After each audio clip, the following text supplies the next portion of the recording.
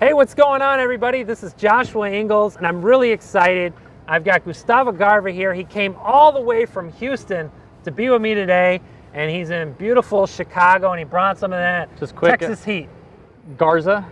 How did I say it? I don't know, but it wasn't close to Garza. Wasn't. You got Gustavo, and it was like Garva, and I was like, oh.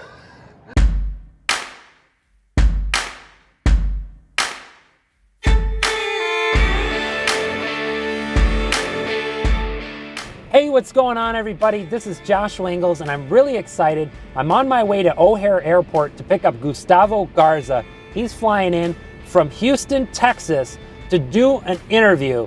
And Gustavo is crushing it. He's only been in real estate for 3 years, and yet he's flipping in 3 different markets all across the United States. And he even has a financing company. He should be pretty easy to spot at the airport because he's over 6 feet tall and he's from Texas. Yeehaw! Good? Good.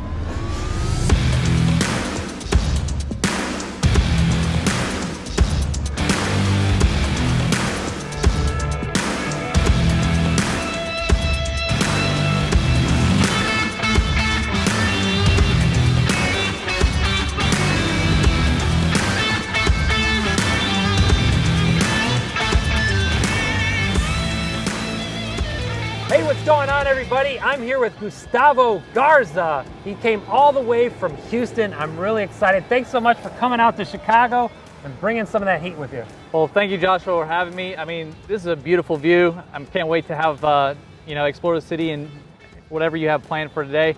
But it's an absolute pleasure coming up here to Chicago. Absolutely. So me and Gustavo are going to be shooting some different videos today, just exploring and having some fun. And also really want to do this interview, so I really appreciate you making that trip. Not a problem whatsoever. So let's jump right into it. Today I want to talk about real estate and how you got started. So tell me a little bit about your background. So I am a marine engineer by degree, and I've done engineering work, I've done industrial distribution, sales management, just did not find my place. And in the last job I was at, my wife and I decided that we wanted to buy a mobile home park, because we figured that would be a great way to have some passive income. And we got really close to buying one, and then we got to the end of it and going, we don't know what the hell we're doing. Like we had no clue on how to operate a mobile home park, if we were buying it right or anything. And so we stepped back a little bit and decided to kind of educate ourselves. And once we kind of went through and found a program that we wanted to get educated through, we joined. And man, did that just kind of open our eyes to the world of real estate and really what the true potential is. And then it finally made sense why so many people become millionaires in real estate. And that was really kind of the thing that started it all. And this was back in August of 2015. Awesome, yeah. So I mentioned it on the preview, but Gustavo himself, he's in 3 markets now, which is just tremendous. So in the last 3 years, because we're doing this interview now in September, so that's phenomenal. Yeah, it's been kind of crazy, and I probably would say that the reason we're in 3 markets is because of alcohol and boredom. Okay. And I mean, to be actually honest with you, so I started out in Houston, that's where I live, and I was wholesaling properties, and I flipped a property in there, just wasn't having a lot of success in doing it. And when I first started, I started lending money to other flippers and built some different relationships, and with that, it actually took me to Des Moines, Iowa, where I met my now partner, Ryan Arguello. And how we started that company was I ended up flying up there and took a look at the market and was really impressed with it. Drank a bottle and a half of tequila at Ryan's kitchen table, and we started our company, Bootshot Investments. And since then, I think we're going to do about 50 properties within a little over a year and a half. That's awesome. So that's how I got into Iowa. And then Florida was because my partner, Ryan, doesn't like the cold and likes Florida. So we're like, hell, why don't we just go down to Florida and try this out? And that's how we got into Florida, more because we kind of got bored and he wanted to escape the cold. Where was Ryan at? Ryan's in Des Moines, Iowa. Oh, okay. So separate from, well, that was on the same team, but you decided, hey, we're going to set up another shop down in Florida. Yeah, so we partnered with some people local in the Tampa St. Pete's market, and we have 2 flips that are finishing up down there. But it's been an adventure, and the thing is, you learn so much, and it's really true. If you don't try, you'll never know. And no matter how many books you read or how many classes you go through, like nothing really beats actually going and doing it yourself and learning with that actual experience. Yeah, absolutely. So you initially started, I want to go back to the beginning again. You actually wanted to buy a mobile home park, and you were actually almost, were you like just a couple weeks away from closing on that? Yeah, we were like 4 weeks away from closing on the mobile home park. Okay. And essentially just stood back with my wife, and I was like, do we even know what we're doing? The process went from, hey, let's buy a rental home, to, well, maybe let's buy like a duplex or a triplex, so therefore if a tenant leaves, we're not completely left with no income, all the way to a mobile home park. And then when we got to that point, we were like, okay, well, like how are we even knowing if we're like doing the right things? How are we know if we're buying it right, if we're gonna make money? Like, I've never owned a piece of real estate that generated revenue. So at that point, it was just like, let's stop right here. Let's figure this out before we move forward. Did you read a book or something that got you interested in the mobile home park, or? No, actually, it was just like looking at how we could generate or have a lot of tenants to generate income, and at a low entry point. So, you know, instead of buying like an apartment complex that, you know, a lot more expensive, you got a big building, a mobile home parks were a lot more reasonable priced, allow us to get in there, not take on too much debt, but still be able to generate revenue. Awesome. Okay. So you went from that, then let's go to, all right, you joined this real estate education company, you flipped the property, you wholesaled some properties, and then let's jump into setting up this relationship in Des Moines. Well, just to kind of take it back a little bit further, when we joined and just didn't realize, it's kind of like I call it the new car syndrome. You don't realize how many people are driving a car until you actually go buy one, and then you're like, man, a lot of people are driving the same car I am. You didn't realize how many people were trying to be or are real estate investors in the city of Houston until I actually put myself in that mindset that I was actually a real estate investor. And so when we were analyzing the market and everything, I actually turned to my wife and I go, why don't we start a home staging company? And she thought I was crazy. And I was like, you have no experience in this and you're colorblind. How the heck are you going to stage a home? And I go, I'm not going to, you are. And I'm just going to go sell the contracts. And within the first year, we did gross sales of about $70,000 just within the real estate community that we had joined and within other real investors in Houston. And that helped build a lot of relationships up to get the deals that we ended up buying and flipping and finding the buyers to do the wholesales. And that really kind of solidified our place in people knowing who we were. That's awesome. I love that story. I mean, that was a great way to get into some of these different networks that you got involved with. You know, and that's why I recommend a lot of times a lot of people get the real estate license. I know you're licensed as well. Yeah. When did you get licensed? I got licensed about a year ago. Okay. So my wife got licensed before me. I always make her do the hard stuff, like, hey, you're 8 months pregnant, let's move houses. Hey, you're about to have a kid, I want you to study and get your real estate exam. So she got her license like, I think a month before our second child was born.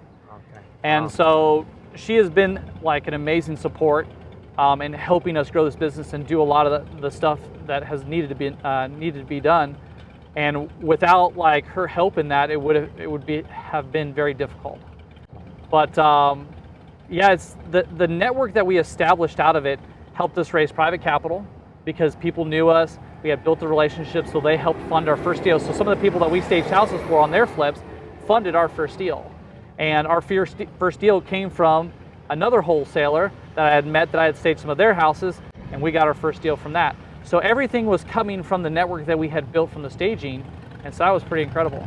So with the staging company, and I don't want to jump too far into this, but did you guys own the furniture or did you rent it? Yeah, so the beauty about this is that we rented the furniture from Aaron's Rent-A-Center. Okay. Or Aaron's or Rent-A-Center 1. Yeah. We got the bedroom, the bathroom, the bedroom, the living room, and the dining room for 3 months for $700 delivered and picked up for 3 months. And so with that, we actually charged $1,500. Sure. And we stayed in a low price point. It's like, hey, we don't do anything fancy. We're not doing anything that's high end. We're just going to do that medium price point home in Houston in like the $250,000. We'll be able to stage it really easy and provide people a low cost solution, and that's how we thrived.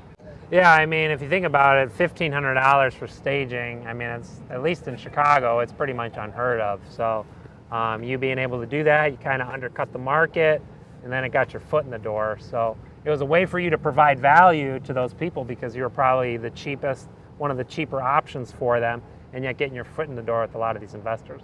Yeah, and so the way we pitched it was we offered it for 3 months because you say, hey, you get your house on the market, it's going to take 2 to 3 weeks to sell.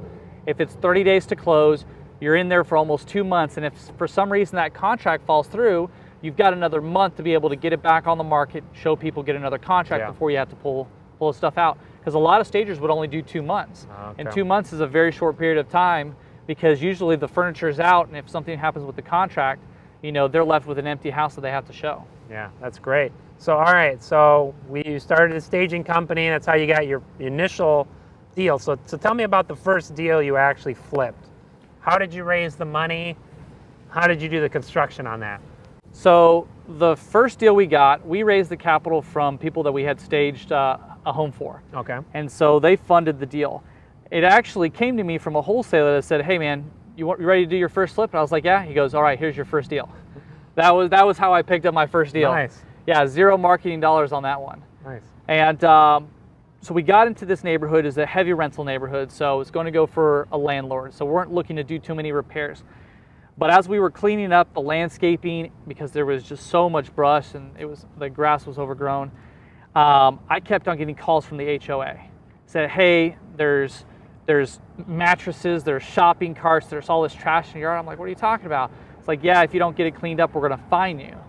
And I'm like, what's going on here? So I drive over there, and sure enough, there was a shopping cart, and there was trash in the yard and stuff like that the HOA saw. And what happened was that the neighbors to this house were taking all their junk, and they saw that we got a dumpster and we were cleaning things up, so they were throwing all their crap into our yard, and I was consistently getting called with the HOA for the violations. I was like, man, it kind of freaked me out a little bit because of the fact that, man, if I make this thing nice and try to get this higher price point, and then people find like these neighbors next door, is this gonna hurt my ability to sell it?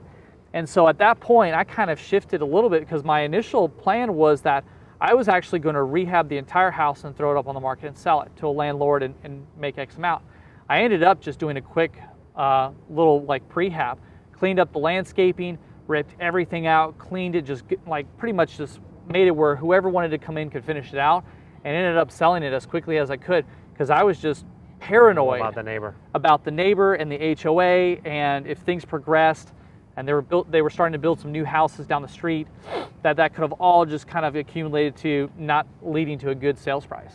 Yeah, I'm glad you bring that up. I mean, one thing you got to consider if you're flipping houses, if you've never flipped a house before, you can fix everything in a house, but you can't fix the location.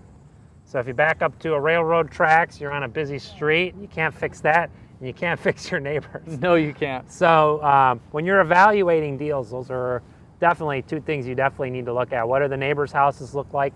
And in some instances, have you ever, and I don't know if you've encountered this yet, but have you ever offered, maybe the neighbor isn't as, I guess this neighbor was intentionally doing some things. Maybe it's just a neighbor who's down on their luck. Have you ever offered to maybe like fix up the neighbors' houses or like just the fronts?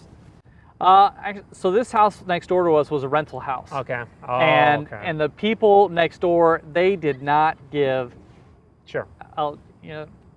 they just didn't care about anything. And I mean, they were like parking cars in the front yard, tearing the grass up, you know, just like dogs chained up. It was just like, and the thing is that when I originally went and looked, didn't see them. Okay. And so they might have been like on vacation or had gone somewhere. So when I had initially found the house and had done my initial research, it didn't look to be a problem. And then 2 weeks into it, it just got bad. Yeah. I mean, I highly recommend, even if you're doing your first flip or you're still flipping houses now, you're doing flips, talk to the neighbors, you'll learn a lot. And also introduce yourself, but that's a great story of, hey, it could go the opposite. I usually say that so that way you build some rapport, but you also want to know who you're inheriting as neighbors before you buy a house. So that's a great story. And so what was your challenge besides the neighbor with that deal? Were there any other challenges you encountered? No, not really. I had a contractor that went in, cleaned up the house real well. We got in and out of that house as far as cleaning it up in 5 days, took pictures, threw it out on the market, got 3 offers within a few days, Awesome. and ended up having it sold within about 20 days. Wow, that's great. So it went really quick. Like I said, it was a big rental neighborhood. The price point was right, the rents were good, and so somebody was able to take this, add this to their portfolio. And I think my total profit at the end of the deal was like $17,000 on a house that would have ARV'd for about $160. That's great. Yeah, because that was in and out. Yeah, so we like 45 days in and out, Yeah. and a $17,000 profit. That's great. So let's talk a little bit about your first wholesale deals. So how did you find those? What was your marketing to find those? Oh man, so wholesaling was hilarious, like when I first started doing this, because I remember setting out my first bandit signs and feeling like literally like a thief in the night, like I was doing something completely illegal and I was gonna get caught. So like I dressed in like the all black, and like I would like headlights off coming around a corner, like run out there, stick a sign in and everything. But I put out a bunch of bandit signs in the North Houston area, which if whoever's familiar with it, with Spring, Woodlands, Conroe, that area right there, and did direct mail, did bandit signs, did door hangers, and literally the only thing where I was actually getting good, decent leads from were the bandit signs. And it wasn't from anything else. And the bandit signs, the leads were for properties that were 2 to 3 hours away from where we were actually at. People had moved to Houston, had a property that was out in the boondocks, they've got a job in town, and so they were just trying to sell it. And so my first wholesale deal actually took place in a town that was 2.5 hours away from where I lived. And I bought the house for $6,000. And I bought this little 2-bedroom, 1-bath house, completely in shambles, for $6,000, turned around and wholesaled it for $9,000. Made $3,000 on this property that if you walked up to it, you probably would have felt like if you would have blown on it, it would have fallen down. And that was my first wholesale deal. You know, that's still, you did your first deal. That's awesome. So how far away was that? 2.5 hours. 2.5 hours. So I think it covered maybe the gas and the negotiations and the marketing costs, but I think it wasn't much more than that. Yeah, it was definitely the experience of learning that. So that's awesome. So, all right, so you did a couple deals there. Then how did you get introduced again to your partners in Iowa? How did that all? I know you said I think you said you were lending to them. Yeah. So when I shortened the version of how I get started, it's like, hey, I joined a real estate program. I paid tens of thousands of dollars, then got on Facebook and lent money to people I've never met before. Okay. Yeah, you explain that to most people and they'll look at you like, what are you, an idiot? Like, but it has gone very well. Haven't lost money on a single lending transaction. And I started lending out in the second position, which they tell you never ever lend out in the second position. But the way I saw it is that people that needed money in the second position, I had a lot of leverage to get what I wanted out of it. So I could get a high interest, high points, and what I could also do is be a part of the transaction, the deal. Let me take a look at your numbers. Let me meet your contractors. Why did you do this? Why did you do that? So I got to tag along and almost get firsthand experience with a lot of the people I lent with, because I got to see how they approached real estate, how they picked up deals, you know, what they paid for services and who was good and who wasn't. So that when it was time for me to start rehabbing, I already knew the contractors I wanted to use because I already saw their work. I was already able to, know how much to pay for it, which that is one of the biggest aspects of real estate, at least on the investing side, is you got to know your cost. Yeah. Because if you don't, you're going to get beat every time, and then you're not going to get anything. Yeah, I love the fact that not only were you earning money, but you were learning at the same time. And then you were, if you're looking at doing a second lien position, get in the trenches. I mean, that's great because you were firsthand learning. So that's, you did it the smart way. You didn't just say, here's my money, let me know when the project's done. So that's fantastic. So I did a little bit of both, to be honest, because I didn't have a lot of money. So I was lending out like at max $15,000. Sure. And the guy like, hey, I just need to finish this project. I need the money for 2 months, and you could charge a lot of interest. I think the first year I did that, I made about 29% return on my money, right? Which was not bad, plus all the experience. But the first 2 people I lent to were not even actually in Houston. Was one to my now partner in Iowa, and to a lady in Florida. And then I started lending in Houston, and what I realized was my now partner in Iowa was turning the money over a lot quicker than everybody else was in Houston. I was like, man, this guy knows what he's doing. He's just turning this money over like first project, second project, third project. And actually, he was the one that called me up and said, hey, Gustavo, I want to come down to Houston and meet you. I appreciate your support and everything. I want to meet you. All right, so he came down. We met, went out, talked real estate, kind of understand what we were trying to accomplish. And then he's like, you know what? I think we could do great things together. You should come up to Iowa and let me show you what we can do in Iowa. And at that point, I was like, Iowa is like cornfields, trailer parks, tornadoes. Like, I didn't really think much for Iowa or the Midwest at that point. Chicago or Illinois getting lumped in with the Midwest. Yeah. Well, I knew Chicago was big, but everything like outside of that, all I had remembered was driving through cornfields. And so I went up to Des Moines, and I was just blown away. I mean, I just literally I was looking at the market. Things weren't staying on the market very long. Stuff was selling, and then the inventory, like houses you could pick up for cheap, there were so many of them, and there was not a lot of competition as far as investors and other people. So we sat down.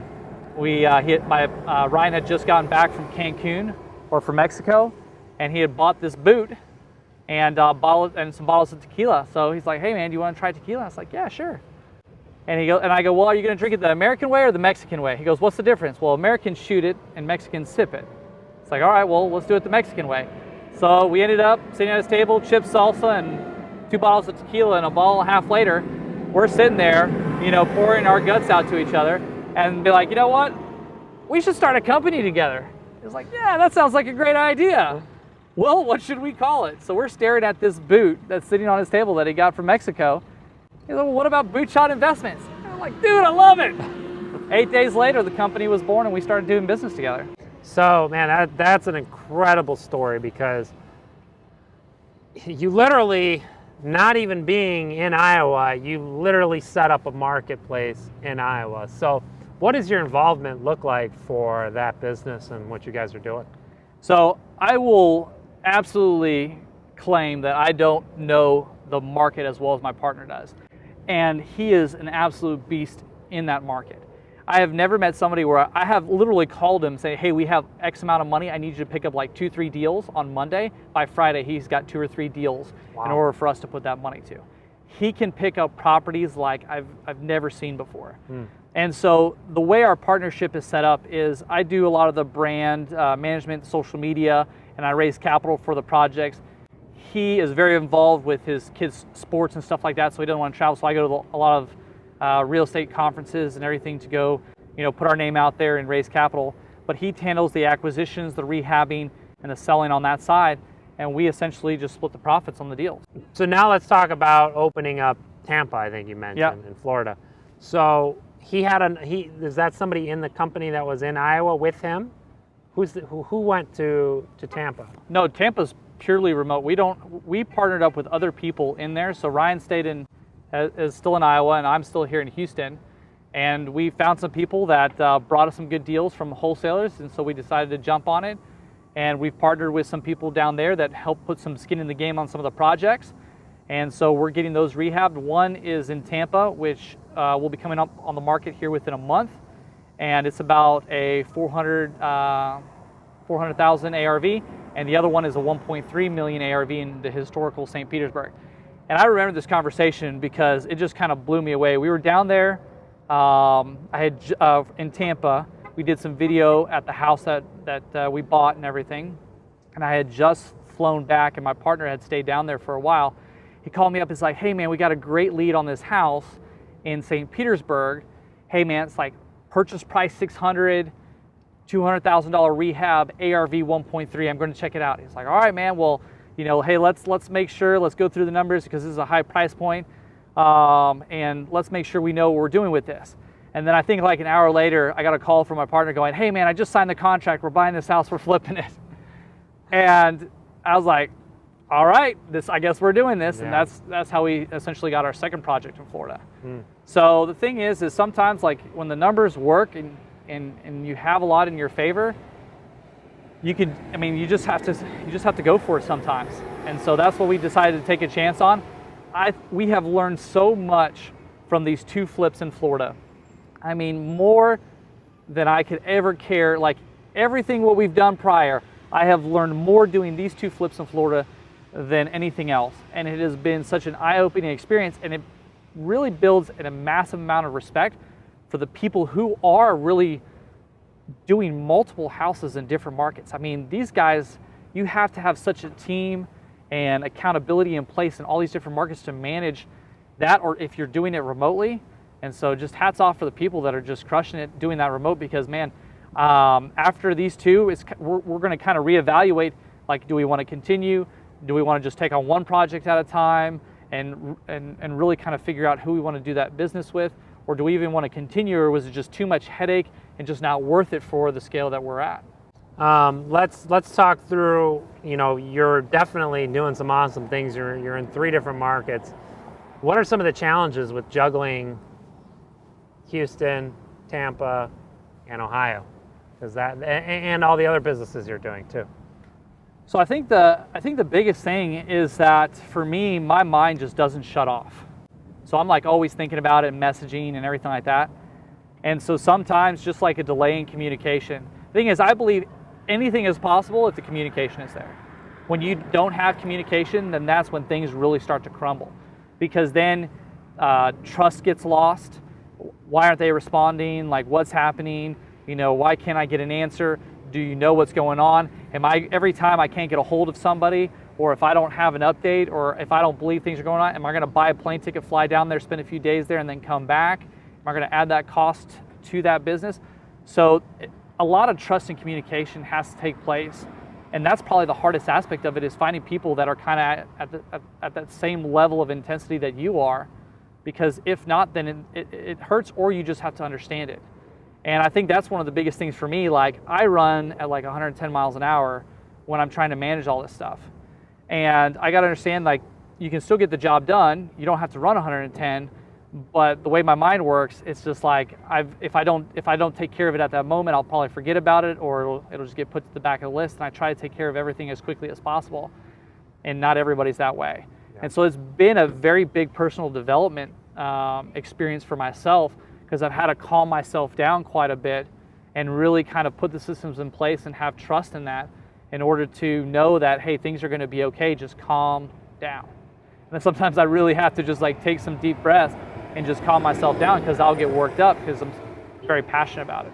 Yeah. So let's talk a little bit about some of your other businesses too, because before we did this interview, you mentioned you were in some different financings. Tell me a little bit about that. So one thing that we realized in flipping 40 houses is that that's probably not something we want to continuously do on a regular basis. There's just so much involved with it, and I want to kind of stay as lean and nimble as possible. And one of the ways I see this is kind of moving a little bit more into the finance realm of things. So I met some people that had some RV parks, and they didn't have any debt in it. They had paid cash for everything, and they were showing me the possibility, like what they can do with these, and they're just trying to build up money or find an investor to come and invest so that they could grow these out. And they said, yeah, I mean, what the hard part is that we have all these open slots that are for rent, but most people want to rent an RV from us and not just a slot. And you know, and there's no way to finance like these old RVs, and we don't want to go buy new ones because that's just not for this clientele that we're going after. So I said, well, I'll finance the RVs for you, but you know, I got to make it worth my while. And so in doing so, I kind of have just started this business and building up this financing for these very low price point RVs, selling them to, or financing them to RV parks, and the returns that I'm going to be getting on these are 40% plus. Wow. So what kind of recourse do you have if somebody doesn't pay on the RV? So that's one of the things that we're working through right now, but it's going to be a lien on the receivables of the RV. So if they collect rent, if we have to put an injunction on them from the courts, then whenever that rent is collected, then we get paid our amount versus after they pay everything else. And we also get a personal guarantee from the owners of the park and a lien on the park itself. So those are the 3 things that we have that protect us in this space. But it brings a lot of value to the park owners, because what we're doing is we're providing an RV, a used RV, where we can finance it at $200 a month for their payment. Mm-hmm. They're going out and renting it for $600 to $700 a month. Wow. So they're making, let's say, $400 in cash flow. So if you think about this, if I finance 10 RVs to them and ask for $1,000 down, they're $10,000 out of pocket. they put these RVs on, and if they can rent them out, which they have a waiting list for them, and they've been able to rent the 3 that I've done so far, they've been able to rent them within 2 weeks. And they generate $400 a month. If they do 10 of them, that's $4,000 a month in cash flow off of $10,000 out of their pocket. Wow. So in a year, they're at $48,000 in cash flow that they've generated off of a $10,000 deposit, or essentially down payment into the RVs. Now, if you take that on the commercial side of thing and base it off the fact that they get evaluated by cash flow, and let's say this, for easy math purposes, this RV park gets rated at a 10 cap. That $48,000 becomes $480,000 in equity in their park off of spending $10,000. That's incredible. So when you talk about, hey, would you spend $10,000 to make $100,000, to make $200,000? This is kind of where that saying comes from, because they're spending $10,000 to buy 10 RVs to increase their cash flow by $4,000, to increase the equity of their park by close to $500,000. That's incredible. So how would people get involved with that particular strategy that you're doing? So essentially, it's just finding park owners in like the B or C grade of either mobile home, because you can do this in mobile homes also, or RVs, and say, hey, I'll finance these. If you go find an RV that you want to purchase, I'll finance it, put a structure in place that the cash flow makes sense for the owner, and now you're creating a note for yourself that's going to pay, great dividends as far as your initial investment. So to kind of give you an idea, I've bought 3 so far. My total investment is just under $11,000 for 3, and I will be generating $650 in cash flow for the next 4 to 5 years off of $11,000. And you're dealing directly with the owners of the parks? Yes. Ah, okay. So we're not actually selling these to individuals, we're selling them to the parks. That helps a lot of ways because of the fact that you don't have to worry about a lot of the consumer protection laws, because you're selling to a business. It makes the transaction a little bit simpler, and that's where we're trying to really streamline the process right now, is getting the paperwork before we roll this out and go on a national level. That's fantastic. So what advice do you have to somebody who's just starting out and they don't know, they want to get started investing in real estate? What would you tell them? I would say don't limit yourself to real estate. The idea of real estate is great. It's buy something that you can build equity in, or that creates cash flow to help you reach your goals. Because a lot of people who buy real estate end up say, what do you want? They want passive income, right? They want to be able to have something that generates income for themselves so that they don't have to work and they can retire and have this steady income, right? I don't think I've talked to any real estate investor that doesn't say that's their ultimate goal. And so what I usually tell people is, you can find cash flow in almost anything. You just have to open yourself to it. You could find cash flow in laundromats. You could find cash flows in vending machines. You can, my daughter, I'm working with her to start a little gumball business for her so she can start, building a little business for herself. There's so many ways, as they say in real estate, to make money. And if your goal is to create passive income, don't limit yourself to single family residences or apartment complex. There are so many ways. People make money renting out parking spaces. Yep. There was an article in Hong Kong that a couple flipped a parking space. They bought it for $433,000, and in 10 days flipped it for $730,000. Wow. I was blown away that they're flipping parking spaces. You can pretty much, when you look at it as I buy something, I fix it up, and I sell it. You can do that with do that with cars. You can do that with furniture. You can do that with real estate. You can do that with so many things. And if that's the case, why limit yourself? We're in this to build a business and to reach our goals. And if your goal is passive income, open yourself up. Awesome. Well, Gustavo, thank you so much for this interview. It was awesome. What's the best way for people to get in touch with you? Best way is you can go on Facebook and look me up, Gustavo Garza. I've got our company pages, Bootshot Investments or Clear Path Properties, or actually just look up my name and I have a business page there. You can always email me at gustavo.garza@clearpathproperties.com. All right, Gustavo, thank you so much. I really appreciate it. And thank you guys so much for watching. We'll see you soon.